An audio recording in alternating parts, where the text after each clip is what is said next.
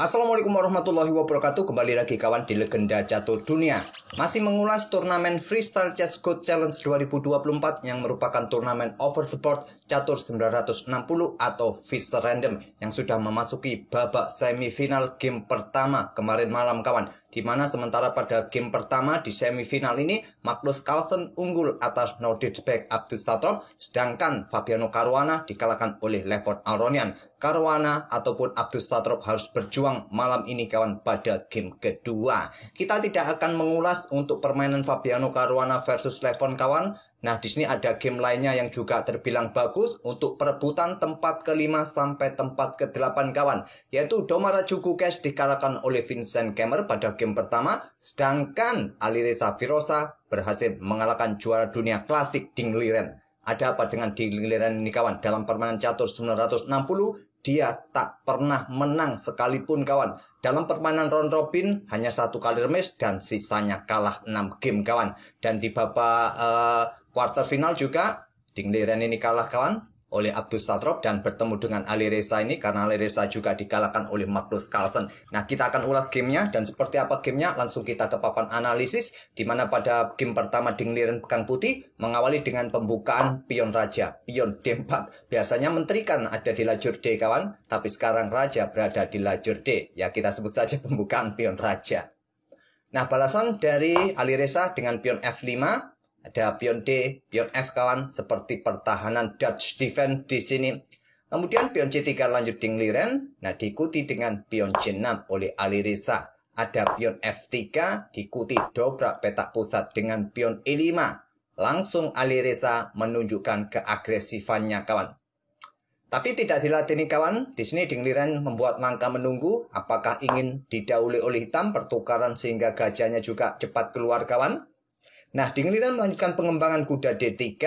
Nah, begitu juga dengan Alireza menahan diri, melanjutkan pengembangan kudanya ke G6. Di sini gajah C2 yang terkuat untuk bisa segera rokade panjang kawan. Saran dari engine ataupun dengan langkah pertukaran pion D pukul pion E5 yang mungkin akan diambil balik dengan kuda. Itulah kenapa kuda tadi dikeluarkan di petak G6 ataupun dengan gajah, tapi saya rasa pertukaran gajah di awal pembukaan dengan kuda kawan ya sedikit menguntungkan bagi putih pertukaran semacam itu. Ya logisnya mencari keseimbangan kuda yang akan ambil balik. Tapi di sini Ding Liren di langkah kelimanya membuat langkah yang kurang presisi dengan langkah kuda G3 kawan. Ini memberikan kesempatan Alireza untuk mendapatkan ruang dengan pion F-nya. Pion F4 ancam kuda. Kuda enaknya lari kemana kawan? Kalian pasti setuju jika bergerak ke pusat ke petak E4. Kemudian akan dibalas dengan pion D5 oleh hitam untuk kejar kuda lagi. Nah, kuda kalian bisa lompat ke petak C5 ataupun mundur ke petak D2 kawan. Logisnya seperti itu. Dan putih baik-baik saja kawan. Walaupun terlihat pion-pion hitam ini sangat bagus mendapatkan ruang. Tapi paling tidak posisi perwira kalian aman. Tapi di sini Ding Liren memilih kudanya lompat ke petak H5 ingin mendapatkan pion G kawan. Tapi posisi kuda ini sangat riskan, dia mudah terjebak dan tak perlu lama Alireza menemukan langkah jebakannya itu kawan.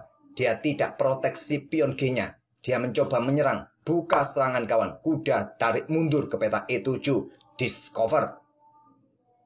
Nah di sini menteri keluar ke petak H4, pilihan Ding Liren pertahankan posisi kuda. Karena percuma juga ambil pion ini kawan, kuda akan terjebak, tidak bisa pulang ke rumah.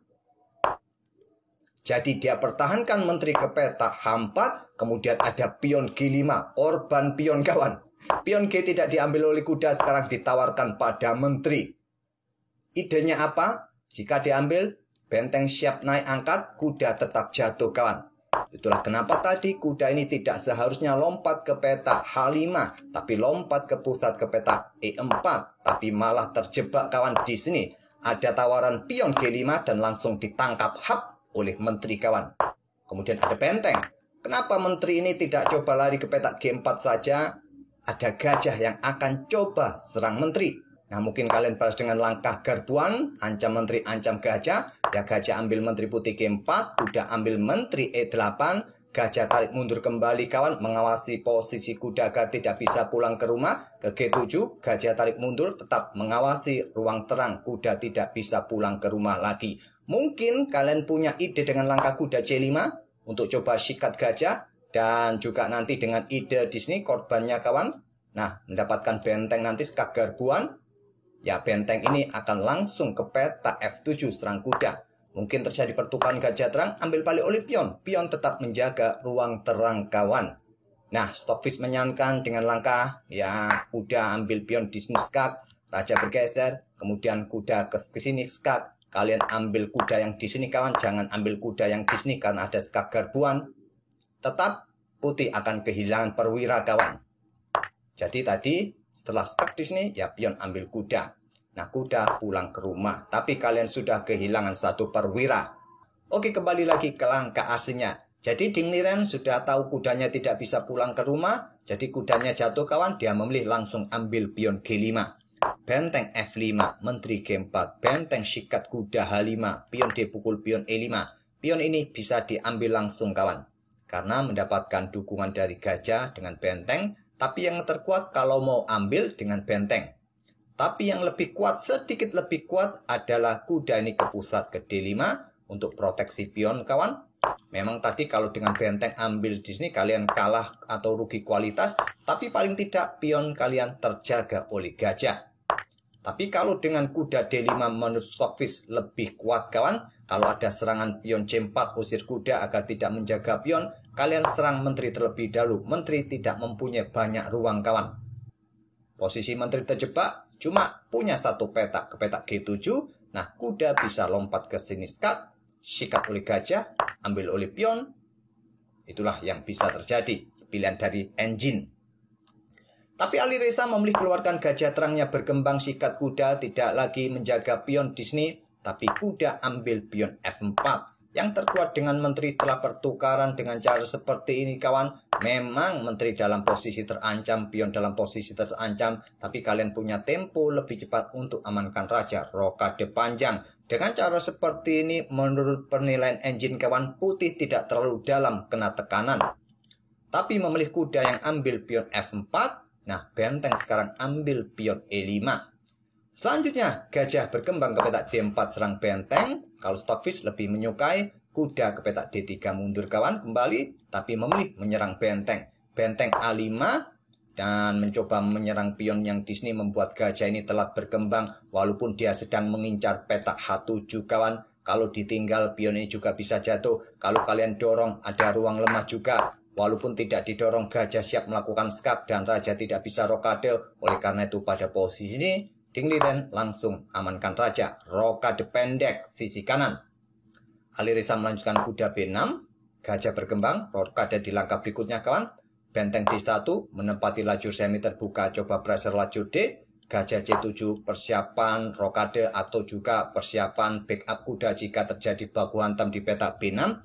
Sekarang pion B4 benteng A3. Nah, gajah meluncur ambil pion yang ada di petak H7. Mempersilahkan benteng untuk ambil pion A2. Tapi tidak, Alireza memilih amankan raja kawan. Rokade lebih penting, keamanan raja diutamakan. Nah, di sini gajah kembali mundur kawan. Kali ini ke D3 untuk menantang pertukaran. Ditolak menteri F7, coba backup gajah dan berikan jalan bagi benteng kalau ingin bergeser ke lajur yang sudah terbuka penuh, lajur G, lajur F, lajur H kawan, bisa dimanfaatkan oleh benteng. Tapi memang terlihat satu benteng ini terlihat stuck kawan di peta A3. Kita lihat saja apa nanti manfaat benteng di peta A3 ini. Kuda H3, pilihan dari Ding Liren kawan. Nah, di sini gajah pukul gajah, lanjut Alireza peta D3. Ambil balik menggunakan pion E, benteng G8 serang menteri. Blokade oleh kuda, diikuti menteri G6 tekan kuda, backup dengan pion ada kuda F5. Sikat pion, gantinya nanti kuda yang di sini.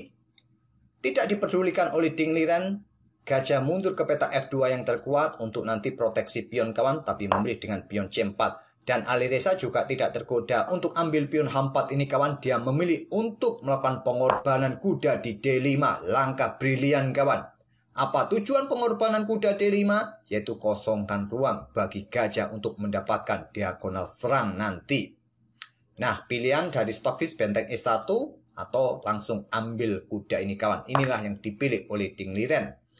Pion C ambil kuda D5, kuda hitam sikat gajah D4, dan menteri tidak akan berani ambil karena nanti ada tusukan dari gajah.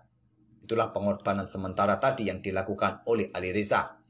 Pion D pukul pion C6, pion B ambil balik pion C6 kawan, lanjut Alireza. Nah sekarang menteri ke E4 menantang pertukaran, ditolak menteri ke D6. Untuk jaga kuda sekaligus persiapan tusukan di petak H2, raja bergeser ke F1 dan kuda ditinggal kawan. Menteri H2 membuat Ding Liren menyerah.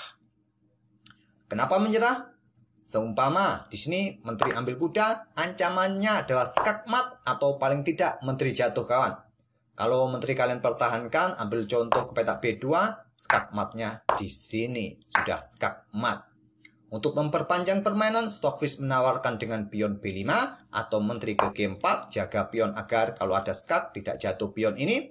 Mungkin kuda akan ke petak C2, ancam benteng dan siap garbuan pada menteri, pada benteng, pada raja. Kalian tidak bisa bergeser benteng ke petak E1 kawan, tetap akan disikat oleh kuda. Mungkin menteri putih akan menantang pertukaran dan akan ditolak oleh hitam nanti ke depannya. Tetap posisi skak garbuan, benteng jatuh atau langsung benteng ini bisa jatuh kawan. Oke, tak perlu kita perpanjang lagi variasi ini. Sudah sangat jelas posisi putih dalam posisi yang sangat sulit. Apalagi dia kehilangan perwira. Memang tadi sempat kawan, Ding Liren ini sempat unggul beberapa pion. Tapi ya kelanjutan dari langkah-langkah Ding Liren tidak presisi, mampu dimanfaatkan betul oleh Alireza Firoza. Ding Liren menyerah di langkah ke-26. Apa masalahnya Ding Liren ini kawan? Di turnamen ini dia tidak memetik kemenangan satupun.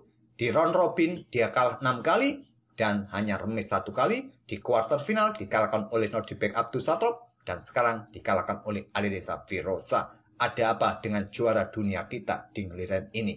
Kita akan bertemu di video-video berikutnya. Terima kasih. Wassalamualaikum warahmatullahi wabarakatuh.